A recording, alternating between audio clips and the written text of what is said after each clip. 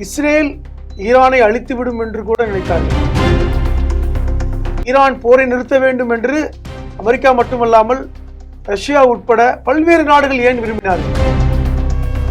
Iran மட்டும்தான் முன்னாடி வந்து பாலஸ்தீன மக்களுக்கு ஆதரவான அந்த யுத்தத்தை ஆரம்பித்தது. அமெரிக்காவுடைய அதிபர் ட்ரம்ப் வந்து கத்தாருக்கு போனது என்பது கூட அரபு நாடுகளை ஈரானை விட்டு பிரிக்கணும் தான். இங்கிருந்து போனவர் ஹமாஸுடைய தலைவர் இஸ்மாயில் கனியா எப்படி கொல்லப்பட்டார்? அதுவும் சொல்ல போனா ஈரானுடைய சிறப்பு விருந்தினராக இருக்கின்ற ஒருத்தரை எப்படி கொல்ல முடிந்தது? அன்றிலிருந்து இன்று வரை எந்த ஒரு நாடாவது அமெரிக்காவை தாக்கியிருக்கிறது? இஸ்ரேல் வெற்றி பெற்றிருந்தால் இத்தனை லட்சம் பேர் ஏன் இடம்பெறும்? நெத்தன்யாஹு குடும்பத்தோட தப்பித்தார் என்கிற செய்தி வருது. இல்ல நான் மட்டும்தான் இருக்கேன், என்னோட குடும்பம் வந்து சைப்ரஸ்க்கு போயிட்டாங்கன்னு சொல்றாங்க. இஸ்ரேல் எப்பொழுதுமே உண்மை செய்தியை வெளியே சொல்வதே இல்லை. என்னுடைய கணிப்பு 2000க்கும் மேற்பட்ட இஸ்ரேலியர்கள் கொல்லப்பட்டிருக்கலாம். வெல்ல முடியாத சக்தியை பாரசீகர்களான ஈரானியர்கள் வெற்றி பெற்றாங்க. சொன்னதே சொல்லிக் கொண்டிருக்கிறார். அவர் மன ரீதியாக பாதிக்கப்பட்டிருக்காருங்க.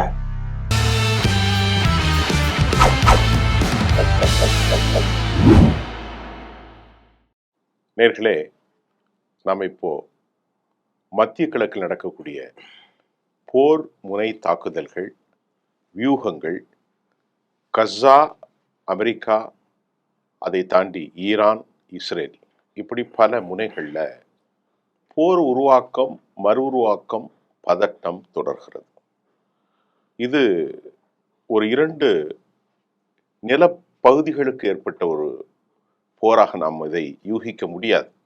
இதன் தாக்கம் உலக அளவில் மிகப்பெரிய கொடூரமான மாற்றங்களை உருவாக்கும் என்பதுதான் சர்வதேச போரியல் ஆய்வாளர்களுடைய சிந்தனையாக இருக்கிறது. தற்போது அங்குள்ள நிலவரத்தை நம்ம பேச போகிறோம். நம்மோடு எழுத்தாளரும் மிக முக்கியமாக இந்த மத்திய கிழக்கு விவகாரங்களை பற்றி அதிகம் பேசக்கூடிய தோழர் ஹலீம் அவர்கள் நம்மோடு இணைகிறார். அவரை வரவேற்கிறோம். சார் வாங்க.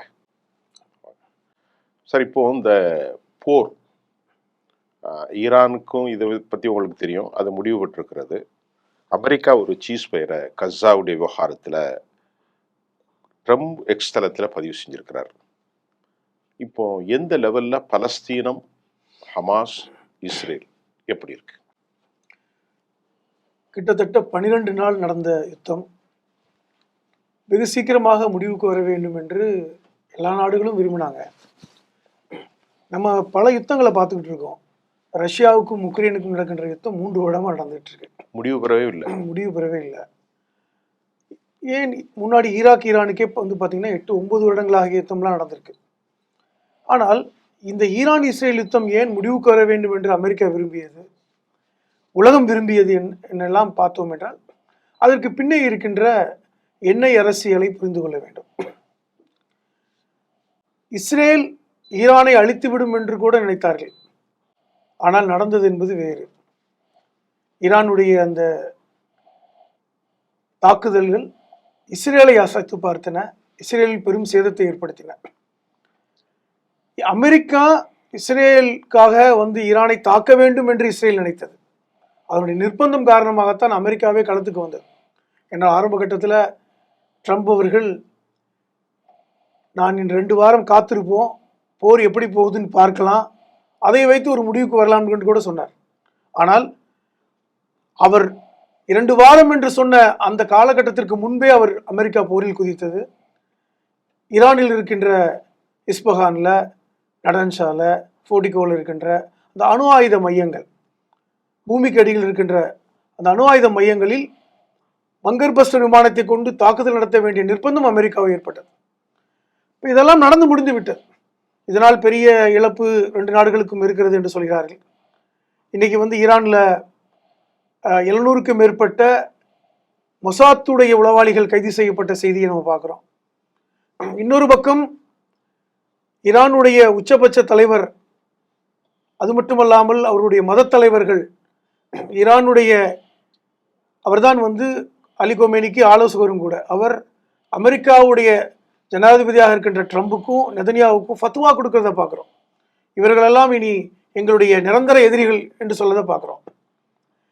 இவர்கள் உயிர் வாழ தகுதியற்றவர்கள், எங்களுடைய அதிபரை கொன்று விடுவோம், எங்களுடைய எளிதான டார்கெட் என்று சொன்னவர்கள் நாங்கள் மன்னிக்க மாட்டோம் என்று சொன்னதை பார்க்குறோம். ஃபத்வாவெல்லாம் நம்ம சாதாரணமாக எடுத்துகிட்டு போக முடியாது. ஏற்கனவே சல்மான் ருஷ்டிக்கு கொடுத்த ஃபத்வாவே இன்னும் இருக்கிறது. அவர் ஓடி ஒளிந்து வாழ்கின்ற சூழலை பார்க்குறோம். அப்போ இந்த மாதிரியான ஒரு சூழல் எப்படி இருக்கிறது? அதை தாண்டி இன்னைக்கு ஈரான் போரை நிறுத்த வேண்டும் என்று அமெரிக்கா மட்டுமல்லாமல் ரஷ்யா உட்பட பல்வேறு நாடுகள் ஏன் விரும்பினார்கள்? இதற்கு பின்னே இருக்கின்ற வியாபார அரசியல் என்ன? இதெல்லாம் முக்கியமானது. இன்னைக்கு அரபு நாடுகள் பாலஸ்தீன விஷயத்தில் அமைதியாக இருந்து கொண்டிருக்கும் போது ஈரான் மட்டும்தான் முன்னாடி வந்து பாலஸ்தீன மக்களுக்கு ஆதரவான அந்த யுத்தத்தை ஆரம்பித்தது. இன்னும் சொல்ல போனால் லெபனானில் இருக்கின்ற ஹிஸ்புல்லா, அதற்கு பின்னே இருப்பதும் ஈரானுடைய புரட்சிகர படை என்பது எல்லோருக்கும் தெரியும். இந்த சூழல், மத்திய கடலில் இருக்கின்ற அந்த சூழல், அரபு நாடுகளை தன் கைக்குள் வைத்துக் கொண்டு ஈரானை மட்டும் தனிமைப்படுத்தி விடலாம் என்று ஒரு கணக்கு போட்டாங்க. அமெரிக்காவுடைய அதிபர் ட்ரம்ப் வந்து கத்தாருக்கு போனது என்பது கூட அரபு நாடுகளை ஈரானை விட்டு பிரிக்கணும் தான், இஸ்ரேலுக்கு நீங்கள் எதிராக போயிடக்கூடாதுன்னு தான். அது அவருடைய கணக்குப்படி சரியாக தான் நடந்தது. ஆனாலும் கூட இந்த சிரியாவில் ஆட்சி மாற்றமே நடந்தது. சிரியாவில் சொல்லப்போனால் ஈரானுக்கு ஆதரவாக இருந்த ஆட்சியாளர்கள் விரட்டி அடிக்கப்படுகின்ற ஒரு சூழலை பார்த்தோம். அல்ஜுலானி ஏற்கனவே துருக்கியில் மறைந்திருந்தவர் ஆட்சியை பிடித்தார். அதற்கு அமெரிக்கா பின்னாடி இருந்து அந்த ஆட்சி மாற்றத்துக்கு ஏற்படுத்த காரணத்தையும் பார்த்தோம். சொல்லப்போனால் அமெரிக்காவுக்கு எதிரானவர்கள் கூட சிரியாவை ஆட்சி செய்கிறார்கள், அவர்கள் கூட கை குலுக்கினார் ட்ரம்ப். இந்த காட்சியெல்லாம் பார்த்தோம். இது எல்லாமே ஈரானை தனிமைப்படுத்த வேண்டும், அரபு நாடுகளோடு தனிமைப்படுத்த வேண்டும், பக்கத்தில் இருக்கின்ற சிரியா லெபனானோடு தனிமைப்படுத்த வேண்டும். அதை தனிமைப்படுத்திவிட்டு இஸ்ரேல் ஈரானை தாக்க வேண்டும் என்பது ஒரு மிகப்பெரிய நீண்டகால திட்டம். இதற்காகத்தான் கடந்த 4-5 வருடங்களாக அவர்கள் ஈரானுக்குள் ஊடுருவினார்கள். ஈரானுக்குள் ஊடுருவது மட்டுமல்ல, ஈரானுடைய அரசியல் அதிகாரத்திற்குள் ஊடுருவி பல்வேறு தலைவர்களை கொலை செய்தார்கள். அணு ஆயுத விஞ்ஞானிகள் எடுத்துக்கங்க. ஏன் இதை கூட சொல்லாம, ஈரானுடைய ஜனாதிபதி பதவியேற்பு விழாவில், மசூத் பெஸ்கியானுடைய பதவியேற்பு விழாவில் இங்கிருந்து போனவர் ஹமாஸுடைய தலைவர் இஸ்மாயில் கனியா எப்படி கொல்லப்பட்டார்? அதுவும் சொல்ல போனா ஈரானுடைய சிறப்பு விருந்தினராக இருக்கின்ற ஒருத்தரை எப்படி கொல்ல முடிந்தது? அந்த அளவுக்கு அவர்கள் ஊடுருவி ஈரானை ஸ்தம்பிக்க வைக்க வேண்டும், ஈரானை தனிமைப்படுத்த வேண்டும் இப்படி நினைச்சாங்க. அது எதுக்குமே நடக்கல. அவர்கள் இப்படி வந்து ஒரு லேட்டஸ்ட் பாலஸ்டிக் ஏவுகணைகளை ஈரான் பயன்படுத்தும் கூட எதிர்பார்க்கல. ஏன்னா என்ன நினைச்சாங்கன்னா, 40 வருடங்களுக்கு முன்பே ஈரான் மேல ஒரு பொருளாதார தடை விதிக்கப்பட்டு விட்டது. அப்படி இருந்தும் எப்படி வந்து ஈரான் இப்படி வந்து ஒரு லேட்டஸ்ட் ஆயுதங்களை வைத்திருந்தார்கள்? ஒரு கேள்வி. இப்போ இந்த சம்பவங்கள் நீங்க சொன்னீங்க, இப்போ ஈரான் தலை நசுக்கப்பட்டிருக்கிறது, ஈரான் படுதோல்வி அடைந்திருக்கிறது. அதை போன்று நாங்கள், அதாவது ஏமனில் இருக்கக்கூடிய ஹூதிகளை நசுக்குவோம். இங்கே ஈரான் வெற்றி பெற்றதா அல்லது ஈரானில் ஏராளமான உயிர் சேதங்கள் வந்திருக்கிறது? உண்மையிலே இந்த போரில் யார் வெற்றி பெற்றார்? என்ன கேட்கிறேன், 2ஆம் உலகப் போருக்கு பின்னாடி 1945 கிட்டத்தட்ட 2ஆம் உலகப் போர் முடிந்தது. ஹிட்லர் முசோலின் 2 பேரும் கொல்லப்பட்டார்கள். ஹிட்லர் தூக்கிலிடப்பட்டார். ஹிட்லர் வந்து தற்கொலை செய்து கொண்டார். அந்த காலகட்டத்தில் ஜப்பான் மேல அமெரிக்கா வந்து ஹிரோஷிமா நாகசாகில குண்டு போட்டாங்க. அதுக்கப்புறம் தான் அமெரிக்கா ஒரு பெரிய வல்லரசாக தன்னை ப்ரொஜெக்ட் பண்ணாங்க. அன்றிலிருந்து இன்று வரை ஏதோ ஒரு நாடாவது அமெரிக்காவை தாக்கியிருக்கிறதா? அமெரிக்காவை விடுங்கள், அமெரிக்காவுக்கு உலகம் முழுவதும் அந்த அதாவது இராணுவ பேஸ் இருக்கிறது, அதை தாக்க முடிந்ததா? இத்தனை வருடங்களில், கிட்டத்தட்ட 75 வருடங்களில் அமெரிக்காவை முதன்முறையாக தாக்கிய நாடு ஈரான். தைரியமாக தாக்குனாங்கல்ல. கத்தாரில் இருக்கின்ற 10,000 துருப்புகள், அமெரிக்காவுடைய துருப்புகள் இருக்குது. இல்ல, அது வந்து ஒரு நெகோசியேஷன் அடிப்படையில தான் தாக்கப்பட்டாலும் நாங்க வந்து அமெரிக்காவோட யுத்தம் செய்ய தயார், அமெரிக்கா வந்து இதனுடைய விளைவை சந்திக்கணும்னு ஒரு ஒரு ரிட்டாலியேஷன் கொடுக்க முடிஞ்சது இல்லை அவங்களால. இப்ப அமெரிக்கா வந்து இவர்களுக்கு ஆதரவு கொடுத்தார்கள். இப்போ நம்முடைய கேள்வி என்னன்னா, பெஞ்சமின் நேத்தான்யாஹூ, இஸ்ரேல் கர்ட்ஸ் போன்றவர்கள், இடன்சாட் போன்றவர்கள் நாங்கள் உண்மையிலே பெரிய வெற்றி பெற்றிருக்கிறோம் என்று அறிவிச்சிருக்கிறார். என்ன வெற்றி பெற்ற? ஆனால் உண்மையிலே நடந்தது என்ன வெற்றி பெற்றிருக்கிறார்கள்? இஸ்ரேலில் உள்ள முக்கியமான எத்தனை கட்டிடங்கள், இந்த வைஸ்மேன் பில்டிங் என்று சொல்லக்கூடிய கட்டிடம், அது கிட்டத்தட்ட ஒரு அறிவியல் ஆய்வு கூடும். அங்கதான் முதல் எலக்ட்ரானிக் கம்ப்யூட்டரே கண்டுபிடிச்சாங்க உலகத்துல. அத்தனை விஞ்ஞானிகளை உருவாக்கிய இடம் அது இன்னைக்கு தரைமட்டமாக்கப்பட்டிருக்கிறது. மொசாத்தோட கட்டடம் தரைமட்டமாக்கப்பட்டிருக்கிறது. 2 லட்சத்துக்கும் மேற்பட்ட இஸ்ரேலியர்கள் சைப்ரஸுக்கு இடம்பெயர்ந்தார்கள். எப்படி? எங்க பாலஸ்தீனத்துல கடந்த 3 வருடங்களா 2 மில்லியனா 2 லட்சம் தான். ஏன்னா வந்து கிட்டத்தட்ட மக்கள் தொகையே வந்து பாத்தீங்கன்னா 8 மில்லியன் தான். 80 லட்சம் பேர் தான் இஸ்ரேல். 2 லட்சத்திற்கு மேற்பட்டவர்கள் சைப்ரஸுக்கு போயிட்டாங்க. அங்கிருந்து 400 கிலோமீட்டர் தூரத்துல தான் இருக்கு. நான் என்ன கேட்கிறேன், ஈரானில் இது போன்ற ஒரு நிகழ்வு நடந்ததா? ஏன் இங்க பக்கத்தில் இருக்கின்ற பாலஸ்தீனத்துல 20 லட்சத்துக்கு மேற்பட்ட மக்கள் உண்ண உணவு இல்லாமல் மருந்து இல்லாமல் தவிக்கிறார்கள். நீங்க இடத்த காலி பண்ணுங்கன்னு சொல்றாங்க. குண்டுகளை போட்டு அங்க குழந்தைகளும் பெண்களும் 25,000 பேர்களுக்கு மேற்பட்டவர்கள் குழந்தைகள் மட்டுமே கொல்லப்பட்டிருக்காங்க. கசா விட்டுருங்க. நான் என்ன கேட்கறது, இந்த ஈரானுடைய தாக்குதலில் இஸ்ரேல் வெற்றி பெற்றதாக புலங்காகிதம் அடைகிறார். நான் கேட்கிறேன், இஸ்ரேல் வெற்றி பெற்றிருந்தால் இத்தனை லட்சம் பேர் ஏன் இடம்பெயர்க்க வேண்டும்? இடம்பெயர்ந்தார்கள். நான் ஒரே ஒரு உதாரணம் சொல்றேன். நீங்க இஸ்ரேல் காட்ஸ் பத்தி சொன்னீங்க. பெயின் ஒருத்தர் இருக்கார், அவர் தான் பாதுகாப்புத்துறை அமைச்சர் பென்கவின். அவர் இன்னும் சொல்ல போனா அவர் அங்க இருக்கின்ற ஒரு வலதுசாரி அமைப்போட முக்கியமான தலைவர். முக்கியமான தலைவர் பினான்ஸ் அமைச்சர். இவர் வந்து பென்கவிர் வந்து முக்கியமான அமைச்சர். அவர் மக்களிடம் போய் அவர் எப்பொழுதுமே மக்களோட நெருக்கமா இருப்பார். ஒரு பெரிய வலதுசாரி. அவங்களுடைய கொள்கையே வந்து இஸ்ரேலில் அரபு நாடுகள், அதாவது இஸ்ரேலர்களுக்கு மட்டும்தான் இஸ்ரேல் நாடு சொந்தம், அரபு சார்ந்தவர்கள் நாட்டை விட்டு வெளியேறணும் அப்படிங்கிற ஒரு தத்துவத்தை கொண்டவர். அவர் மக்களிடம் பேசுகிறார், மக்கள் விரட்டி அடிக்கிறாங்க. ஈரான் எங்களை விட்டுவிட வேண்டும் என்று பேசிய எத்தனையோ வீடியோக்கள் அந்த மக்கள் பேசுறாங்க. அந்த மக்கள் பதுங்குகுழியோல் போய் தங்குகின்ற விஷயங்களை அங்க இருக்கின்ற சேனல் 13 இஸ்ரேலுடைய சேனல் வெளியே கொண்டு வருது. அல் ஜசீராவுக்கு உள்ள இடம் இல்லை. CNN காமிச்சிட்டு இருக்காங்க. நெத்தன்யாஹு குடும்பத்தோட தப்பித்தார் என்ற செய்தி வருது. இல்ல நான் மட்டும்தான் இருக்கேன், என்னோட குடும்பம் வந்து சைப்ரஸ்க்கு போயிட்டாங்கன்னு சொல்றாங்க. பல்வேறு செய்திகள். இஸ்ரேல் இது போன்ற ஒரு தாக்குதலை இதற்கு முன்பு சந்தித்திருக்கிறதா? 67 6 நாள் யுத்தம் நடந்தது இல்ல, அரபு நாடுகள் எல்லாம் சூழ்ந்து கொண்டு இஸ்ரேலை தாக்குனாங்க. 6 நாளில் முறியடித்தது இஸ்ரேல். அந்த வரலாறு இருக்கிறது. ஜோர்டனும் சிரியாவும் எகிப்தும் சுற்றி இருக்கின்ற நாடுகள் சொல்ல போனா ரெண்டும் நிலப்பரப்பை அவர்களுடைய எல்லையை பகிர்ந்து கொண்டிருக்கின்ற நாடுகள். அவர்களை வீழ்த்தியது இஸ்ரேல்.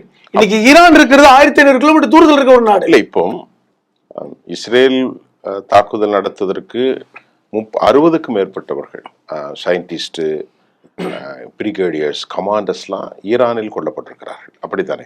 ஈரான் அரசாங்கமே 1000 பேர் கொலை செய்யப்பட்டிருக்கிறதாக சொல்கிறது. 4000க்கும் மேற்பட்டவர்கள். அப்படின்னா நாங்கள் எப்படி அதை போன்று இஸ்ரேலில் மக்கள் சேதம், மக்கள் அழிவு? ஒரு செய்தியை உங்களுக்கு நினைவுபடுத்த விரும்புகிறேன். இஸ்ரேல் எப்பொழுதுமே உண்மை செய்தியை வெளியே சொல்வதே இல்லை. சரி, இது வரைக்கும் அணு ஆயுதம் இருக்கின்ற நாடுகள் எங்களிடம் இருக்குன்னு சொல்லும்போது கூட இஸ்ரேல் அதை பத்தி எப்பொழுதுமே டிஸ்க்ளோஸ் பண்ணதில்லை. இன்னும் சொல்ல போனா அங்கு எத்தனை பேர் பாதிக்கப்பட்டார்கள், கொல்லப்பட்டார்கள் உண்மையான செய்தி இஸ்ரேல் இன்ன வரைக்கும் சொல்லல. எவ்வளவு பேர் இறந்திருப்பார்கள்? அதாவது ஈரானில் 1000 பேர் இறந்து சொல்றாங்க. பல களங்களில் பல செய்திகள் வருகிறது. ஆனால் இஸ்ரேலில் மிசைல் தாக்குதலின் மூலமாக ஈரானின் மிசைல்கள்ல சேதாரம் வந்ததையும் காட்சிப்படுத்தப்படுகிறது. அது கிட்டத்தட்ட ஒரு மினி காசாவாக. அவர்கள் சொன்னது 24 பேர் கொல்லப்பட்டதா சொன்னாங்க. என்னுடைய கணிப்பு 2000க்கும் மேற்பட்ட இஸ்ரேலியர்கள் கொல்லப்பட்டிருக்கலாம். எப்படி நான் சொல்றேன்னா, அந்த காட்சிகளை பார்த்து தெரியல. உங்களுடைய கணிப்பும் இல்ல, எல்லாருடைய கணிப்பும் 2000க்கும் மேற்பட்டவர்கள் கொல்லப்பட்டிருக்கிறார்கள். அந்த காட்சியை நெத்தன்யாகு அரசு மறைக்கிறது. என்ன காரணம் என்றால், இன்னைக்கு நெத்தன்யாகு அரசுக்கு இஸ்ரேலில் பெரிய எதிர்ப்பு எழுந்திருக்கிறது. அவரை தூக்கி எறிய வேண்டும். நீங்க சொன்ன அந்த பாதுகாப்பு அமைச்சர், மற்ற இஸ்ரேல் காட்ஸ் கூட மக்கள் சொல்றாங்க, நெத்தன்யாகுவை மாற்றி விடுங்கள், இந்த போர் எங்களுக்கு தேவையில்லை. இப்ப இஸ்ரேலில் இருக்கின்ற எல்லா மக்களுமே போரை ஆதரிக்கவில்லை. முதல்ல அங்க இருக்கின்ற யூத மக்களாக இருக்கட்டும், சியோனிஸ்டுகளாக இருக்கட்டும், 70-75% போர் வேணாம்னு சொல்றாங்க. அதற்கான போராட்டங்கள், நெத்தன்யாகு வீட்டுக்கு எதிரே நடந்த போராட்டம், இதெல்லாம் மறைக்கப்பட்டதுன்னு சொல்றேன். இப்ப இன்னைக்கும் அமெரிக்கா வந்து திருப்பி போர் நிறுத்தம் கொண்டு வந்தாங்க. ட்ரம்ப் அறிவித்தார் போர் நிறுத்தம். அதையும் மீறி ஒரு யுத்தம் அந்த இடத்துல குண்டு வீசுறாங்கன்னு சொல்லும்போது ட்ரம்ப் பயன்படுத்திய கெட்ட வார்த்தை கூட பிரபலமானது, நமக்கு தெரியும். அப்ப அமெரிக்காவே வந்து போரை நிறுத்துங்கள் என்று சொல்லும் போது கூட இஸ்ரேல் ஈரானோட சண்டை போட்டுக்கிட்டு இருந்ததை பார்த்தோம். சரி, இப்ப இந்த வாரம் வரக்கூடிய 2 நாள்ல அமெரிக்காவுக்கு போக போறார். அமெரிக்கா வந்து ஒரு truce fear 60 days in between US versus Hamas Israel versus Hamas. ஆனால் இன்னைக்கு காலையில் நேத்திரம் வந்த செய்தியில் அவருடைய ஆங்கில பேட்டியினுடைய தமிழாக்கத்தில் நான் ஒருபோதும் ஏற்றுக்கொள்ள மாட்டேன், அழிப்பேன், நல்ல ஆப்பர்ச்சுனிட்டிஸ் இருக்கு, நாங்கள் வெற்றி பெறுவோம் சொன்னதை திருப்பி திருப்பி சொல்லிக்கொண்டே இருக்கிறார். நெதன்யாகு பெஞ்சமின் நெத்தானியாகு பேசுகிறார். திருப்பி திருப்பி சொன்னதே சொல்றார். நல்ல வாய்ப்பு இருக்கிறது, we have a good opportunities, we overcome Hamas, we destroyed Hamas. இதையே தான் திருப்பி திருப்பி சொல்கிறார். ஹமாஸ் அக்செப்ட் பண்ணியிருக்கிறார்கள். ஃபுல்ஃபில் ரிகார்டிங்ஸ் அபவுட் அமெரிக்காவுடைய இந்த சீஸ்வேர். அப்போ ஈரானுடைய சபாநாயகர் நேற்று பேசும்போது நாடாளுமன்றத்தில் ஹாத்தமல் அன்பியா என்கின்ற ஒரு படை உருவாகி இருக்கிறது, மிகப்பெரிய தாக்குதல் நடத்த போவதாகவும், கொமினியுடைய இந்த சீண்டல்கள் அவர்களை ஆசுவாசப்படுத்துவதல்ல, கடும் கோபத்தில் உருவாக்கி இருக்கிறது. ஈரான் அடுத்த தாக்குதலை நடத்துமா? ஈரான் ஒரு விஷயத்தை தெளிவாக சொன்னார்கள். கமேனி அவர் ஒரு விஷயத்தை சொன்னார். நாங்கள் ஆரம்பத்தில் அவர்கள் தாக்கும் வரை நாங்கள் தாக்க மாட்டோம் என்கிற முடிவை எடுத்து வைத்திருந்தார்கள். தாக்கவும் இல்லை, அதில் நேர்மையாகவும் இருந்தார்கள். இவர்கள் எப்பொழுது போய் அணு ஆயுதம் இருக்குன்னு சொல்லிட்டு அந்த இஸ்பஹானையும் அந்த பகுதிகளை தாக்குதல் நடத்தின பிறகுதான் அவர்களுடைய தாக்குதல் இருந்தது. முதல் தாக்குதல் இஸ்ரேல் தான். அதே அந்த தாக்குதலை கூட ஒட்டி கூட பாத்தீங்கன்னா ஐக்கிய நாடுகள் சபையுடைய பொதுச் செயலாளர் என்ன சொன்னார்னா, இது ரொம்ப தவறு, ஒரு நாடு தாக்கிவிட்டால் இன்னொரு நாடு திருப்பி தாக்குவதற்கு உரிமை இருக்கிறது, ஏற்கனவே ஒரு டிக்ளரேஷன் ஐநால இருக்கு போன்று. இப்ப நீங்க நெத்தன்யாகு சொன்ன விஷயத்துக்கு வர, ஏன் இப்படி சொல்றார்? இல்ல, அவர் பேசுனதே ஒரு உளவியல் ரீதியாக ஏதோ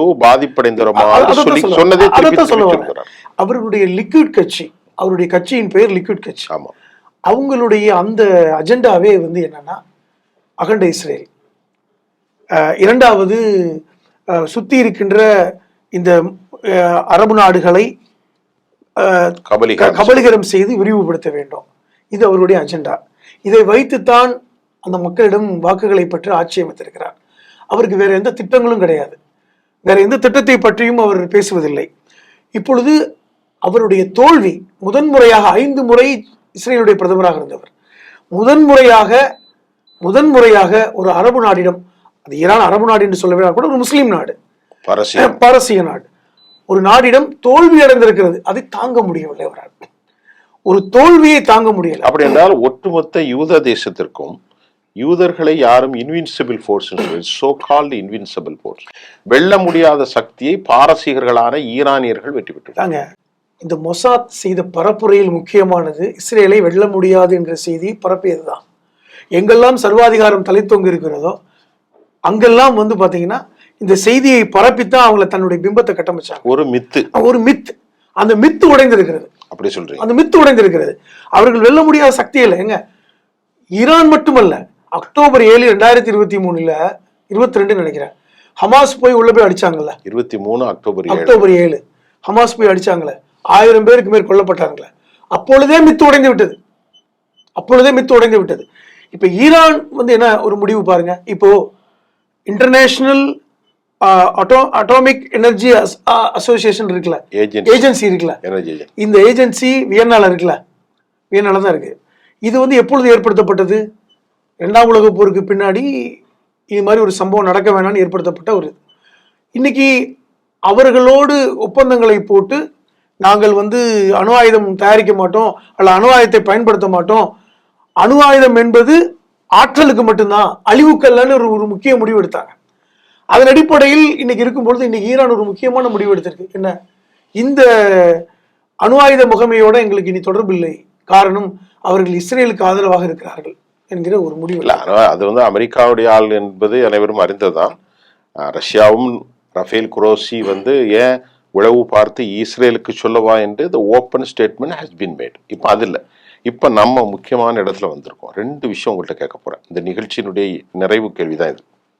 ஒன்று, காசாவை நாங்கள் தாக்க போகிறோம். நேற்று தெற்கு காசாவுக்குள்ள notice has been issued, attack to be started. ஒன்று, மக்கள் they're trying to forcibly evacuated from the spot. என்ன சொல்றாங்க? வலுக்கட்டாயமாக தலைப்பு. இரண்டாவது, ஹாலிபாப் முகமது பாக்கர் ஹாலிபாப் சேலஞ்சு கொடுத்துருக்கிறாரு, அடிச்சு நொறுக்க போறான். நான் கேட்கறது, ஹமாஸோட போர் நிறுத்தம் வரப்போவது இல்லை என்று அவர் சொல்கிறார். ஈரான் திருப்பி தாக்குவதற்கு தயாராக. இந்த 2 விஷயத்தை சொல்றேன். ஏற்கனவே ஈரானுக்கு இஸ்ரேலுக்கு இப்ப பிரச்சனையே ஹமாஸை வைத்துத்தான், பாலஸ்தீனை வைத்துத்தான் நமக்கு தெரியும். ஏனென்றால் அதுல இருந்து ஆரம்பிச்சது. ஏனென்றால் லெபனானிலிருந்து ஹிஸ்புல்லா அடிக்க ஆரம்பித்ததற்கு காரணம் ஈரான் என்று இஸ்ரேல் நம்பியது.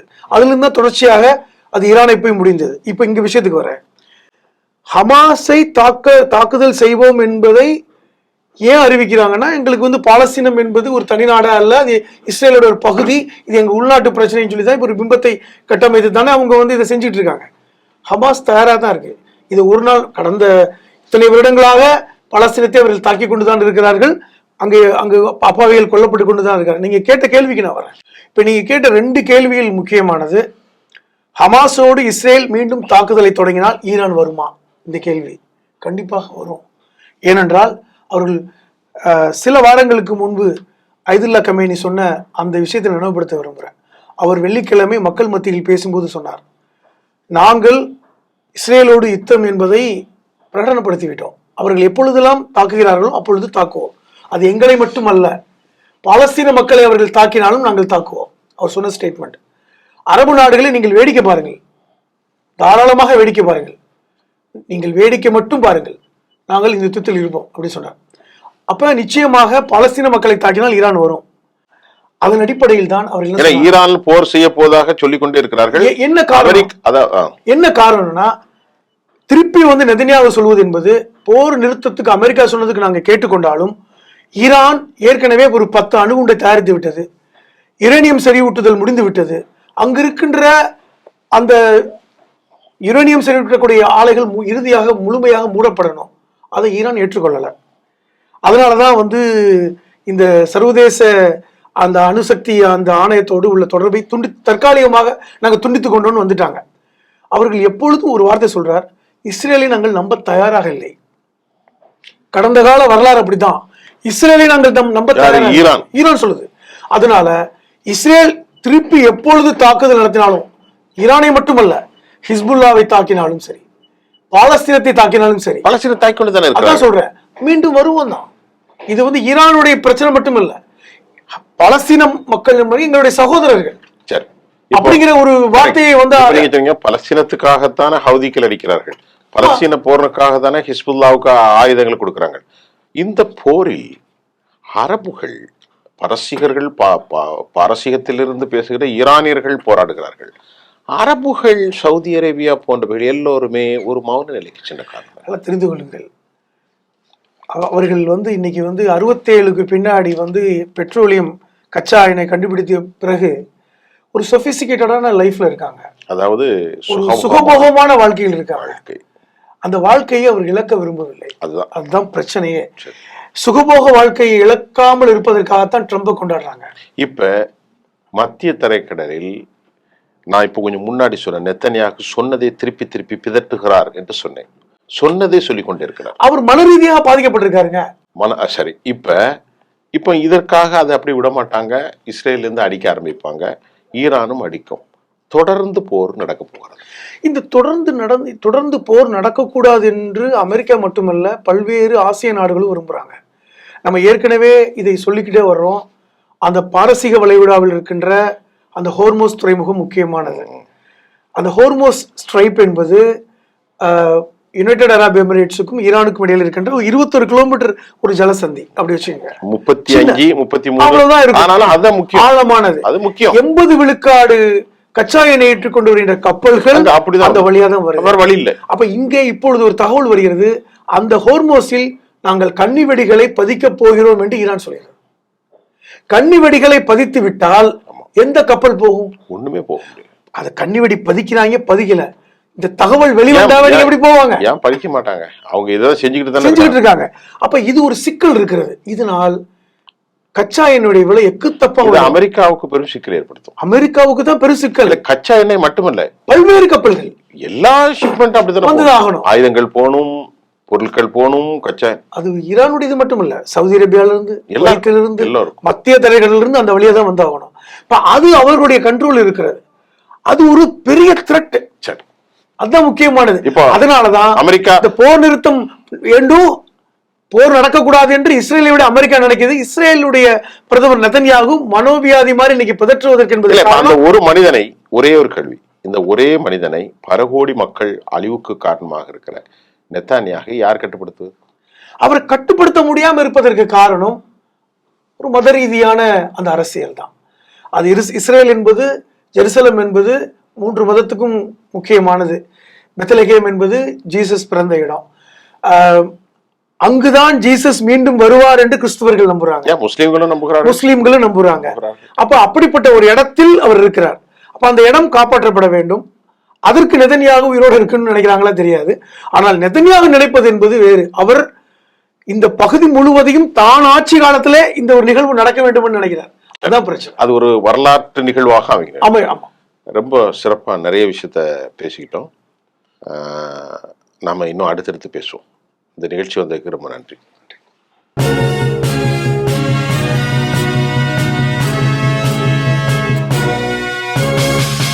உடனுக்குடன் அப்டேட் தெரிந்து கொள்ள ஜெம் டிவி தமிழ் ஆப்பை இன்ஸ்டால் செய்யவும்.